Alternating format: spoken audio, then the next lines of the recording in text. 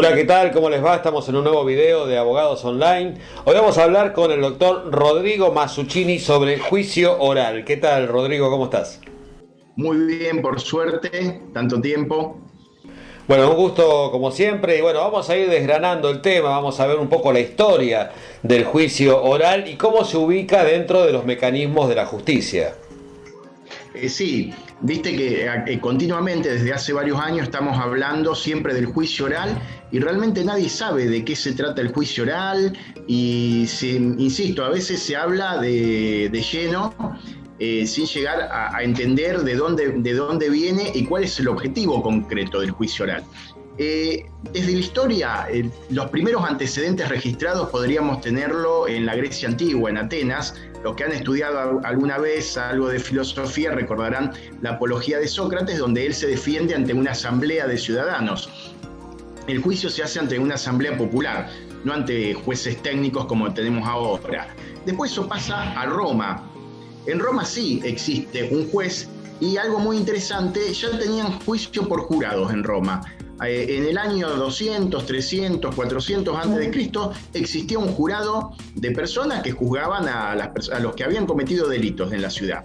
Después, ese tipo de juicios tan televisivos que vemos de los jurados caen en desuso. Llegan las invasiones bárbaras, cae el Imperio Romano y básicamente hay costumbres bárbaras. Las costumbres bárbaras es que el juicio, si uno ha cometido un delito para saber si es inocente o culpable, se lo tira al agua. Si sobrevive, es que Dios está con él, si se ahoga, era culpable. Básicamente esa era la idea que tenían los bárbaros de la justicia. Había otra manera de enjuiciar, pero bueno, no viene al caso. Luego, los francos, que eran unos bárbaros que ocuparon Francia, formaron un jurado que a través de eso, de la historia, pasa por los normandos, pasa a Inglaterra. Y ahí, en el año 1166, el rey Enrique II de Inglaterra instituye el juicio por jurados. Entonces, todo lo que vemos por televisión, que son los jurados, arranca básicamente en el año 1166 por este rey. Pero en nuestra tradición no tenemos el juicio por jurados, era un juicio escrito. Seguramente la gente más grande recordará que, por ejemplo, si tenía un accidente de tránsito, tenía que presentarse un juzgado correccional, un abogado presentaba escritos ante el juez hasta que finalmente salía una resolución a favor o en contra, pero por lo general la persona iba una sola vez al tribunal y nunca más se enteraba de nada hasta que salía la condena o la inocencia. En la Europa continental resurge el juicio oral en la Revolución Francesa. A partir de eso es en 1789. En 1808 se inventa el sistema que se llamó mixto, que es una instrucción escrita, o sea, una investigación escrita, y luego un juicio oral. Eso pasa a la Argentina en el año 1939, en el Código de la Provincia de Córdoba, y luego pasa a Santa Fe en el año 1974. Pero era un juicio optativo en la provincia de Santa Fe. Por eso nadie recuerda, hasta hace muy pocos años, la existencia de juicios orales, pero estaba la posibilidad. Y a partir de 2014, y esto es lo importante, y aquí empiezo, comienza el juicio oral en la provincia de Santa Fe. Obviamente, en nuestro sistema el juicio oral es para menos del 1% de los casos, pero es importante porque es lo que señala la diferencia con el sistema. ¿Y cuáles son los principios de este juicio oral? Obviamente, voy a decir una redundancia, la oralidad. Segundo, la publicidad. ¿Y dónde está la publicidad? Antes, como decía, uno tenía un accidente o lo acusaban de un delito, iba una sola vez a los viejos tribunales, prestaba una declaración ante un sumariante con una máquina de escribir, firmaba y no sabía más qué había pasado. O sea, el único que sabía era el juez, el empleado y el abogado, nada más. Y uno nunca se enteraba de nada. Ahora, uno, con documento de identidad, cuando puede ir, de presenciar un juicio y puede ver todo el juicio entero. No hay ningún inconveniente a ver qué es lo que pasa realmente en la justicia. Y eso está bien desde una forma republicana de gobierno. La publicidad, tenemos que saber qué hace un poder del Estado, la justicia, para justificar, digamos, los fondos que recibe, para ver si realmente se hace justicia. Hay otra cosa muy importante para la investigación que se llama, y para los juicios, la inmediación. La inmediación implica que el juez tiene que ver la prueba, desplegarse ante él mismo. No es lo mismo leer un escrito de la declaración del testigo que ver al testigo declarando. Eso es muy importante, porque bueno, todos lo vemos, uno sabe que cuando uno puede percibir si alguien miente, si alguien dice la verdad, si sabe lo que está diciendo, lo está diciendo de memoria, lo inventó. Por eso es tan importante el juicio oral. Y otro detalle también es la contradicción que hay entre las partes. Hay un fiscal, hay un abogado defensor, un querellante. El querellante es el abogado que contrata a la víctima para acusar a la persona que ha cometido el delito contra él. Eso quiero aclarar. La contradicción es fundamental para lograr llegar a la verdad. Es el método que se usa en los juicios orales. Contradicción. Y lo importante es la continuidad del juzgamiento. No puede ser que antes, insisto, con las comparaciones, hasta el año 2014, un juicio podría durar 2, 3 años, con un montón de actuaciones fragmentadas. Un testigo iba un mes, otro testigo iba otro mes, el imputado iba al tercer mes, y así continuamente, hasta que 2 o 3 años después salió una sentencia. Pero no había ninguna continuidad, no había ningún hilo conductor. Y eso es lo que se quiere evitar con este tipo de juicios orales. A lo largo de la historia de los juicios orales se ha perdido en algunos países como la Argentina la presencialidad de personas que oficien de jurado, o sea, ciudadanos comunes que de alguna manera influyen en el veredicto final del juicio. ¿Esto no sería sano que se recupere? Bueno, como te decía, la historia del jurado viene ya de la época de los romanos, la época de los francos, de los normandos en Inglaterra, pero una institución que en nuestra tradición española, italiana, no vino a la Argentina hasta hace muy poco tiempo. En Córdoba hay juicios por jurados hace muchos años para delitos específicos, pero se hace en muy pocas ocasiones. En la provincia de Buenos Aires, el acusado puede optar por juicio por jurados. En Neuquén, en Chubut, si mal no recuerdo, básicamente en 4 o 5 provincias de la Argentina hay juicios por jurados. Pero en la provincia de Santa Fe hay proyectos de ley para llegar a ese tipo de enjuiciamiento. El juicio por jurados está en la Constitución argentina desde el año 1853. Hubo proyectos anteriores al juicio por jurados en las constituciones que no cuajaron, y los proyectos de constitución, ya creo que desde el año 1811. En 1873 hubo un proyecto, creo que era de Victorino de la Plaza, no recuerdo ahora bien, pero no tuvo aprobación parlamentaria. A mí me parece, desde el punto de vista democrático, de la democracia participativa, de la democracia directa, el jurado me parece muy interesante, insisto, desde el punto de vista institucional, democrático y de la participación popular en los actos de gobierno. Ahora voy a la parte técnica y la parte operativa. Desde el punto de vista técnico, el jurado no te asegura una mejor calidad de justicia. Es más, el jurado puede estar muy influenciado por los medios de comunicación. Los jueces también, los jueces también reciben muchísimas presiones, pero el jurado puede también tener una influencia perniciosa de todas las movidas ideológicas que se bajan a través de los medios de comunicación. Y hay otro problema práctico en la provincia de Santa Fe, en Rosario.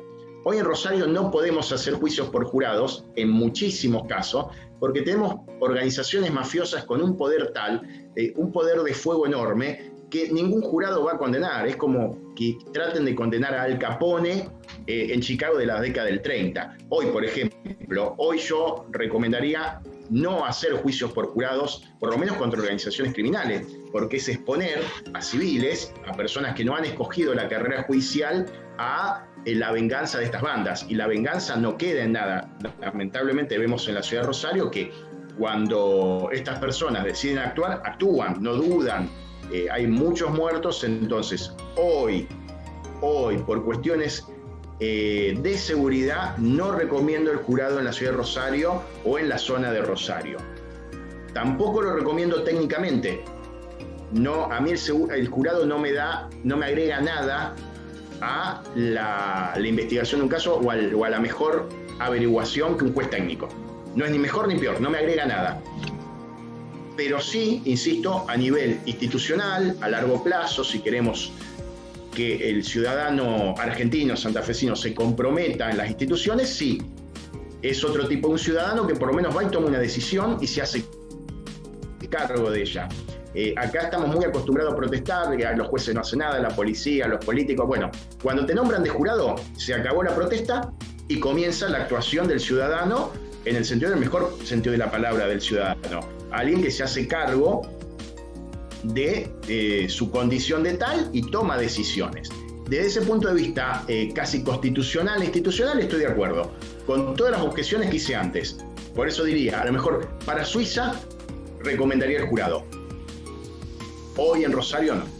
Y hoy con nuestra modalidad, ¿quién más puede asistir a un juicio, además de los abogados, las partes, los testigos, que ocasionalmente serán citados? ¿Quién más puede estar presente? Bueno, te voy a comentar cómo arranca esto porque es muy interesante. No se llega a un juicio de la nada. Un juicio se prepara. A lo mejor se está preparando años antes de que uno pueda llegar a juicio. Condición fundamental para que haya un juicio: tiene que haber una investigación penal, tiene que haber primero un imputado. Ese imputado luego tiene que ser acusado por el fiscal y pedir que la causa se eleve a juicio. Y se produce una primera audiencia que no es de juicio, sino que se llama preliminar, donde el fiscal expone toda la prueba de que se va a valer o evidencia de que se va a valer en el juicio, y la defensa también. Entonces uno conoce más o menos qué pruebas se van a ingresar a ese juicio.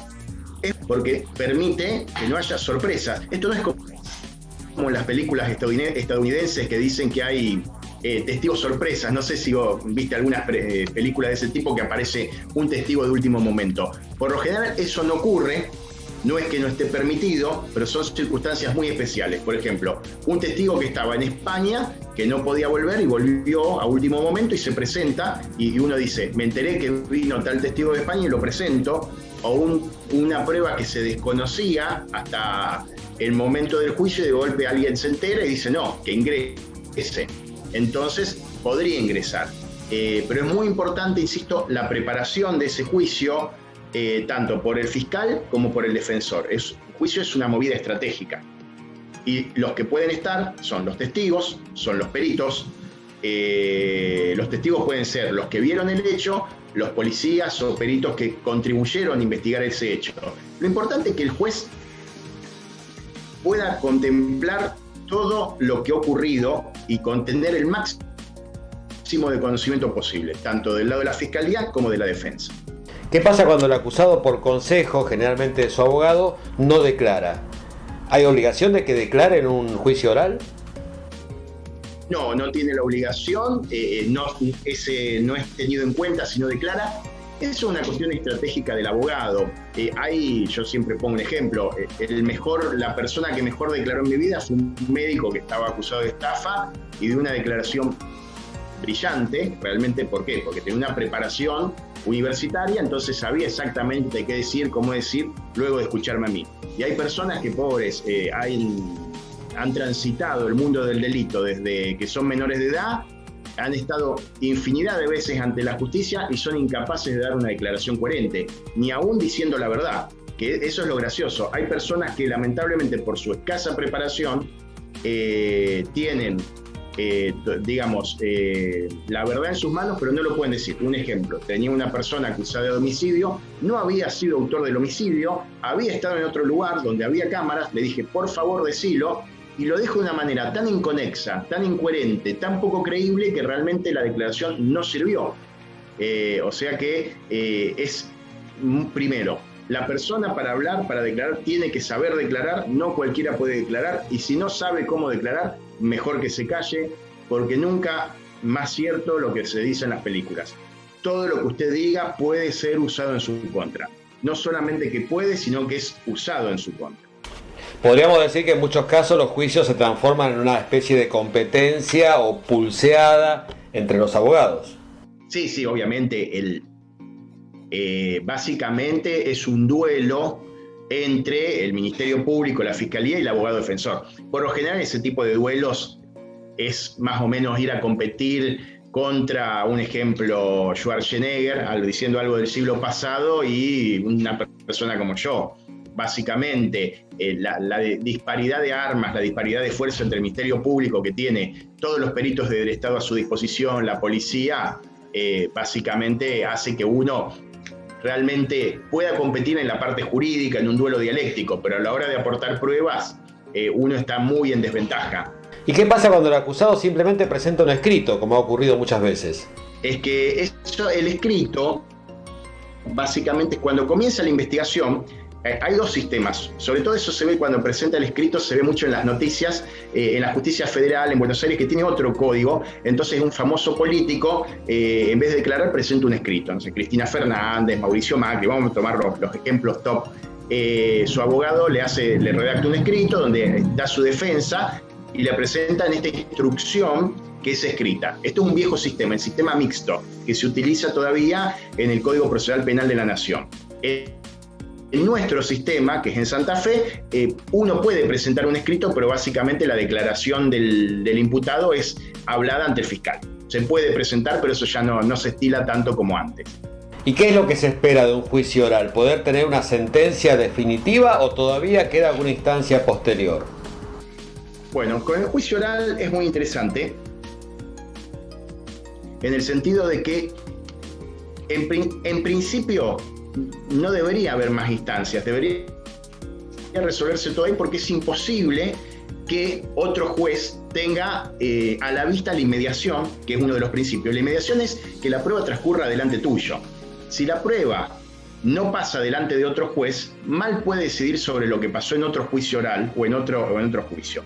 ¿Qué ocurre? En la República Argentina hemos firmado la convención, el Pacto de San José de Costa Rica, donde obliga a una segunda instancia, que está bien, pero se pierde en inmediación. Entonces uno tiene un juicio oral donde una persona puede ser condenada y se revisa ante una Cámara de Apelaciones que revisa ampliamente lo que pasó en el juicio, ve la sentencia, escucha a los abogados y luego resuelve.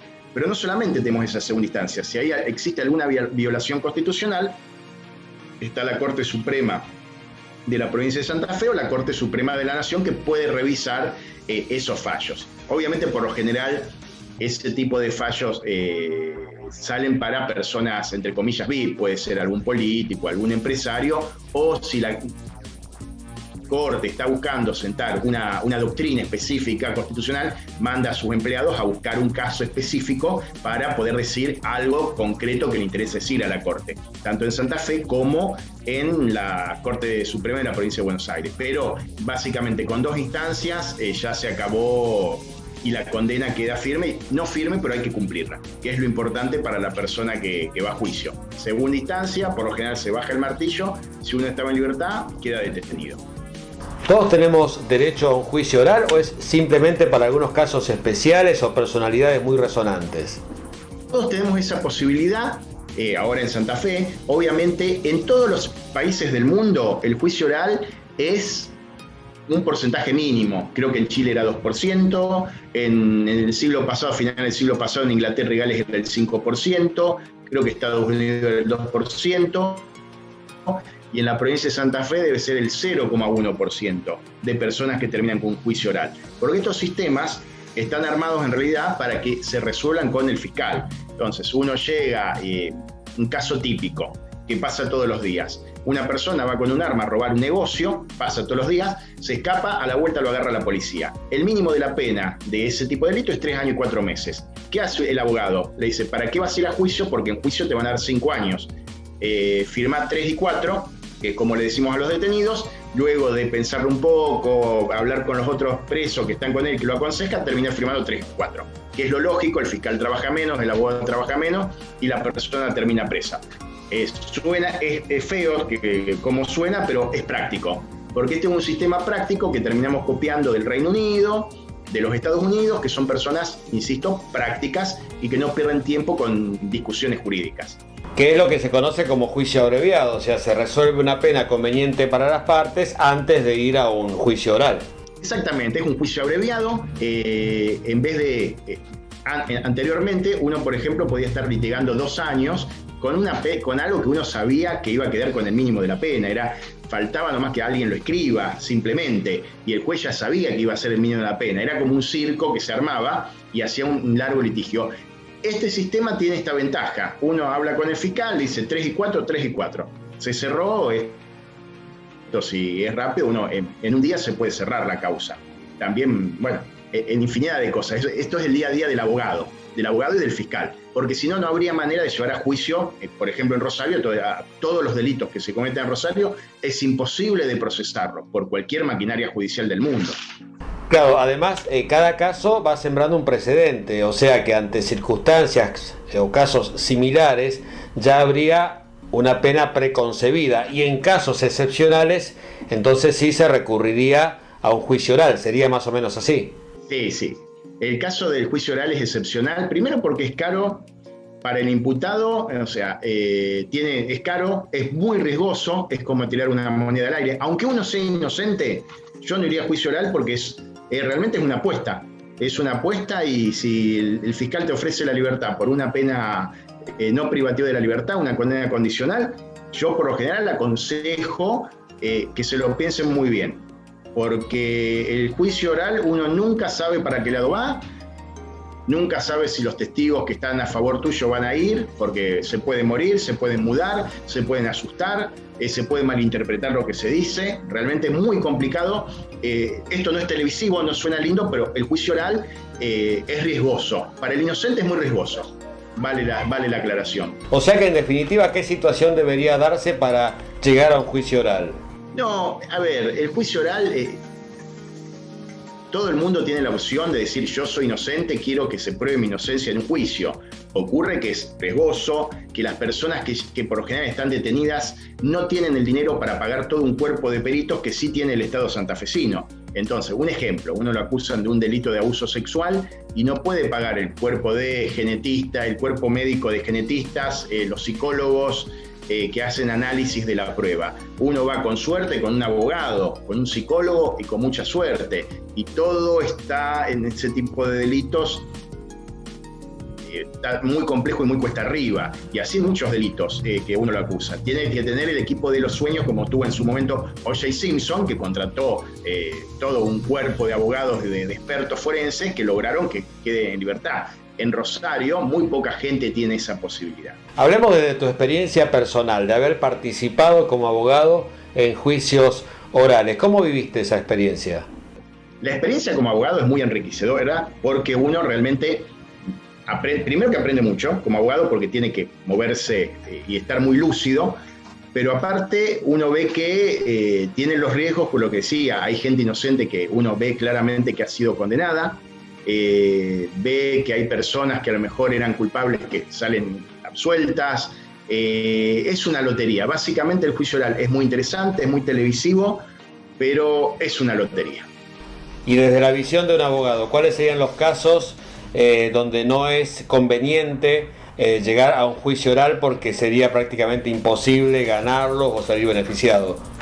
Mi consejo profesional de abogado con experiencia en la ciudad de Rosario es: si uno está acusado de un delito sexual en general, contra la integridad sexual, o delitos por violencia de género, o delito de femicidio, aconsejo no ir a juicio, porque las condiciones sociales, cómo está dada la sociedad actual y la presión que se hace sobre los jueces, hace que las garantías realmente se relajen muchísimo. Digamos, el juez difícilmente pueda soportar una presión social de ese estilo, y ante la mínima duda va a condenar antes que absolver. Bueno, Rodrigo, vamos a cerrar entonces con algunas consideraciones con respecto al juicio oral. Básicamente, el juicio oral tiene ventajas, es una garantía para el ciudadano, no solamente una garantía para la persona que está siendo juzgada, porque está viendo todo lo que se desarrolla ahí, con todas las salvedades que dije antes, pero lo está viendo y puede entender. Es una garantía para el resto de la ciudadanía, que puede contemplar cómo se desarrolla la justicia, puede ir a ver el juicio, también es grabado, en su momento eso puede ser exhibida, la filmación, y ver qué pasó o qué no pasó. Pero básicamente tiene ese lado bueno. El lado malo es que requiere una infraestructura y un poder económico a veces que no tiene el común de los mortales de los ciudadanos de Rosario, de Santa Fe. Y también, obviamente, me pueden decir, está la defensa pública que es gratis, pero se corren los riesgos y muchas veces tampoco tienen los medios para poder hacer frente al poder inmenso que tiene el Ministerio Público de la Acusación de Santa Fe. Bueno, muchas gracias, Rodrigo. Nos vamos a volver a encontrar en un próximo video. A todos los que nos siguen habitualmente, ya saben, aquí al costado aparecen los datos del doctor Rodrigo Mazzuccini para todos aquellos que quieran contactarse con él, enviarle un WhatsApp. Y aquí en nuestro canal de YouTube y en Facebook, ustedes pueden seguirnos, pueden activar la campanita que les va a avisar de próximos videos, suscribirse, comentar, compartirlo, todo nos va a beneficiar para poder seguir creciendo en este Abogados Online. Muchas gracias y nos encontramos en un próximo video.